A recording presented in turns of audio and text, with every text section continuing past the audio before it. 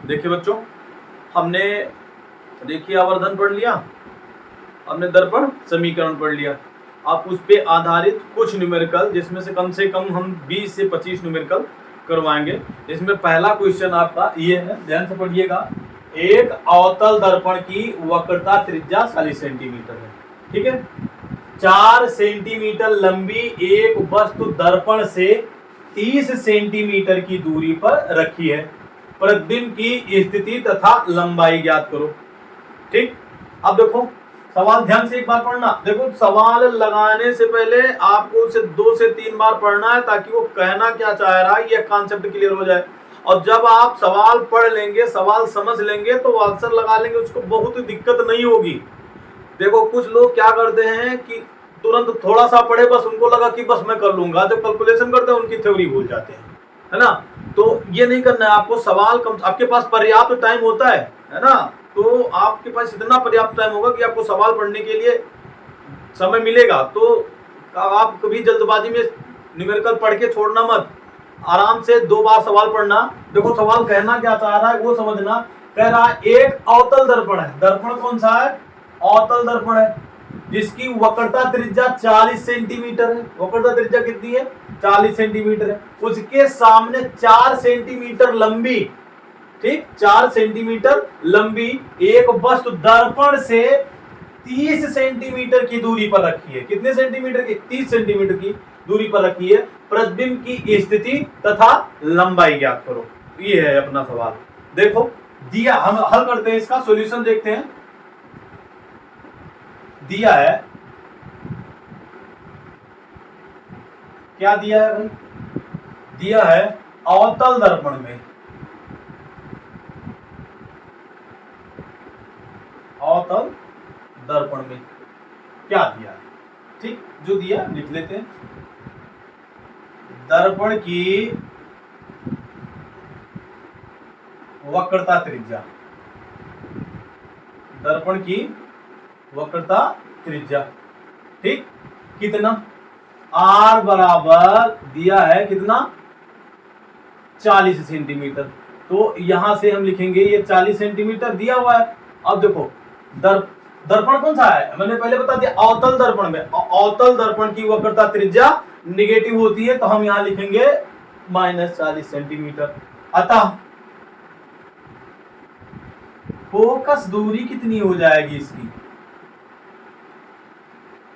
Focus दूरी हो जाएगी F R/2 होता है, तो ये हो जाएगा -40/2, यानी कि ये बराबर हो गया आपका 20 सेंटीमीटर निगेटिव में, ठीक। और क्या दिया है देखो, और क्या दिया हुआ है?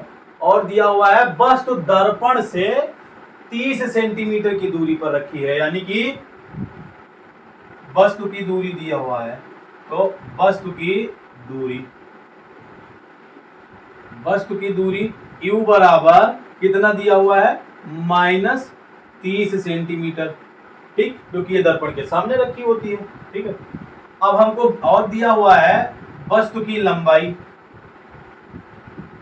वस्तु की लंबाई दी रखी है। और वस्तु की लंबाई को हम किससे प्रदर्शित करते हैं? O से प्रदर्शित करते हैं, और यह बराबर हो जाएगा 4 सेंटीमीटर। और चूंकि वस्तु मुख्य अक्ष के ऊपर रखी होती है, तो ये प्लस होगा, ठीक है। अब यहां पर हम दर्पण समीकरण लगाते हैं। दर्पण समीकरण क्या? यदि, यहां से लिखो फिर से, यदि प्रतिबिंब की दूरी,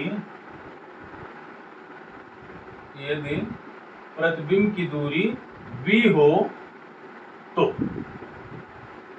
किससे? दर्पण समीकरण से।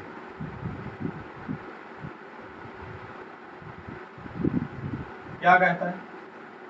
S की फोकस दूरी का व्युत्क्रम, इससे प्रतिबिंब की दूरी का व्युत्क्रम तथा वस्तु की दूरी के व्युत्क्रम के योगफल के बराबर होता है। यानी सिंपल भाषा में जानो 1/f = 1/b + 1/u, ठीक।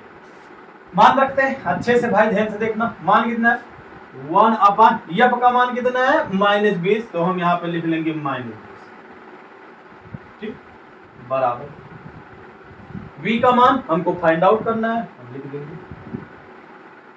प्लस u का मान कितना है, u का मान है 30, वो भी माइनस के साथ, हम इसको लिख देंगे, कोई दिक्कत। ये 1 अपान b हम यहीं पे रोक लेते हैं और इसका कर लेंगे पक्षांतर। तो जब हम इसका पक्षांतर करेंगे तो ये हमारे पास आ गया, देखो ध्यान से, ये हो गया आपका 1, ये देखो माइनस है, इधर आएगा प्लस हो जाएगा, तो 1/30 और माइनस हो गया 1/20, ठीक, ध्यान से देखना भाई। अब ये इसको हम लिखेंगे 1 अपान b, और 1 अपान b बराबर अब कितना हो जाएगा, देखो ये हो गया 20 - 30/60। अरे क्रॉस, इसको क्रॉस कर लो भाई, भिन्न तो आपको हल करना आता ही होगा। इसका 20 से कम 20, -30 से कम 30, और या तो इसका आप एलसीएम ले लीजिए, तो फिर हम एलसीएम करके ले लेते हैं। इन दोनों 20 और 30 का अगर हम एलसीएम निकालें तो ये कितना हो जाएगा, 60 हो जाएगा। कितना हो जाएगा, 60 हो जाएगा, है ना। तो इसका अगर हम एलसीएम निकालें तो ये 60 हो जाएगा। इसका भाग देंगे हम, ये देखो 30 से 60 को भाग दो, कितना हो जाएगा, तो 30 दूनी 60 होता है, 2 आया, 2 को हम ऊपर लिखते हैं यहाँ पे 1 में गुणा करके, फिर यहाँ पे हम माइनस लगाएंगे, ध्यान देना। अब इसको 20 से हम 4 को भाग देंगे, आएगा 3, 20 टाइम्स 60 होता है। अब 1 बचा, 1 को हम अंश में गुणा कर देंगे, यानी कि हो गया आपका 3। यहाँ से 1 अपान b बराबर कितना आया गया, 1 अपान b बराबर आ गया माइनस, देखो हमारे 2 में से 3 घटेगा, -1 बचेगा, और ये बटे हो गया 60। यहाँ से b बराबर कितना आ जाएगा, b बराबर आ जाएगा भाई कितना, -60 सेंटीमीटर। तो अब बताओ प्रतिबिंब कितनी दूरी पर बना, प्रतिबिंब बना 60 सेंटीमीटर की दूरी पर। किधर बना, दर्पण के सामने बना। अगर ये प्लस में आता तो दर्पण के पीछे बनता, और ये किधर बना है, सामने बना है, ठीक है। अब हम निकाल लेते हैं, ये तो प्रतिबिंब की स्थिति निकल आई, दूसरी हमको निकालनी है प्रतिबिंब की लंबाई, ठीक। तो लगाते हैं रेखीय आवर्धन से, रेखीय आवर्धन से। रेखीय आवर्धन आपका क्या कहता है, ये जो यम होता है ये I अपान वो बराबर होता है -b अपान u के, ठीक। यहां से देखना भाई, I का मान हमको फाइंड आउट करना है, O का मान दिया हुआ है, O का मान कितना दिया हुआ है भाई, 4 सेंटीमीटर, तो हम यहाँ पर लिख लेंगे 4 सेंटीमीटर बराबर, माइनस लगाएंगे, ठीक। अब देखो V का मान निकाले हैं, अभी हम V का मान कितना निकाले हैं, ये निकाले हैं -60, और बटे U का मान कितना है, ये है -30। अब यहां से देखो यह माइनस माइनस प्लस, 30 से कम 30, 30 दूना 60, और यहाँ पे I बराबर कितना हो गया, I बराबर 4 दूनी 8, यानी कि -8 सेंटीमीटर आ गया प्रतिबिंब की लंबाई, ठीक। अब देखो वस्तु की दूरी कितनी है, वस्तु की दूरी कितनी है, -30, यानी कि 30 सेंटीमीटर। तो प्रतिबिंब की दूरी कितनी निकल के आई, 60 सेंटीमीटर, और प्रतिबिंब की लंबाई कितनी निकल के आई, -8 सेंटीमीटर। इस स्थिति में हम कह सकते हैं कि जो प्रतिबिंब होगा, प्रतिबिंब कैसा बनेगा, उल्टा बनेगा, ठीक। क्यों, क्योंकि ये माइनस में है, और माइनस के होने का मतलब मुख्य अक्ष के नीचे है, तो उल्टा बनेगा। वास्तविक बनेगा, क्यों, क्योंकि ये दर्पण के सामने बन रहा है, अगर दर्पण के पीछे बनता तो आभासी होता, दर्पण के सामने बन रहा है, ठीक। अब देखो वस्तु की लंबाई कितनी थी, 4 सेंटीमीटर, प्रतिबिंब की लंबाई कितनी निकल के आई, 8 सेंटीमीटर, तो यह वस्तु से बड़ा होगा, वस्तु से बड़ा होगा। उल्टा वास्तविक तथा वस्तु से बड़ा होगा, ठीक। एक बार आप फिर से देख सकते हो, अगर कोई, अच्छा एक चीज और, अगर इसका किरण आ रहे खींचने को कहता तो आप कैसे खींचते, एक बार अपने कॉपी में खींचना जरूर। वैसे मैं रफ फिगर इसका बनाता हूं, देखो एक दर्पण ले लेते हैं हम, ये दर्पण ले लिए, ठीक है, दर्पण मैंने ले लिया, दर्पण आपका कौन सा है, अवतल दर्पण है, मैंने ये मान लिया कि ये अवतल दर्पण है, ये हो गया आपका M1 M2। ठीक, हमने ये इसका खींच दिया मुख्य अक्ष, ये हो गया पॉइंट इसका P यानी कि ध्रुव। कह रहा है दर्पण की वक्रता त्रिज्या कितनी है, ये 40 सेंटीमीटर है। तो यहाँ पे जो वक्रता त्रिज्या होगी ये मैंने मान लिया कि ये C है, और यहाँ से यहाँ तक की दूरी कितनी हो जाएगी 40 सेंटीमीटर, और यहाँ पे मैं इसको मान लेता हूँ फोकस, जो वक्रता त्रिज्या की आधी होती है, तो ये हो गया आपका। ठीक, अब वस्तु कहाँ पे रखा है, वस्तु रखा है 30 सेंटीमीटर की दूरी पे। कहाँ पे रखा है, 30 सेंटीमीटर की दूरी पे। यहाँ से यहाँ तक की दूरी कितनी है, यहाँ से यहाँ तक की दूरी है 20 सेंटीमीटर। ठीक, ये कितनी दूरी है, यहाँ से यहाँ तक की दूरी है आपकी 40 सेंटीमीटर। ठीक है, और वस्तु यू कितनी यहाँ पर होगा कहीं, तो हम यहाँ पे वस्तु रख लेते हैं ये। ठीक, माप हमारे पास है नहीं, आप लोग अपने आप से माप के खींच लेना, वही फिगर बनेगा। ये मैंने बना दिया, ये मुख्य अक्ष के समांतर मैंने प्रकाश की किरण डाल दिया।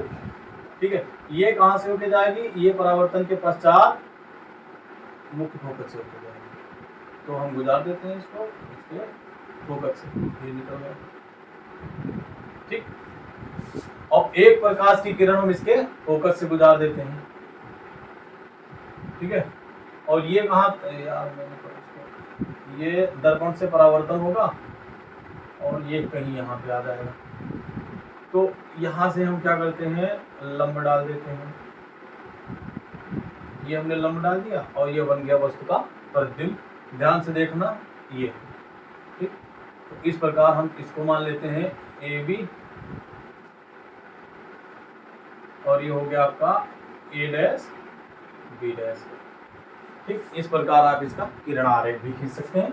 इसमें अगर आप पटरी प्रकार की सहायता से खींचेंगे बहुत सुंदर फिगर बनेगा, कोई दिक्कत नहीं होगी। तो ये हो गया इसका किरण आरेख। ठीक है, तो हमें नहीं लगता इस सवाल में आपको कोई दिक्कत होगा, अगर होगा तो कमेंट सेक्शन में जरूर बताना, इसको एक बार फिर से कराया जाएगा। धन्यवाद, आज के लिए इतना ही, मिलते हैं अगले एपिसोड में।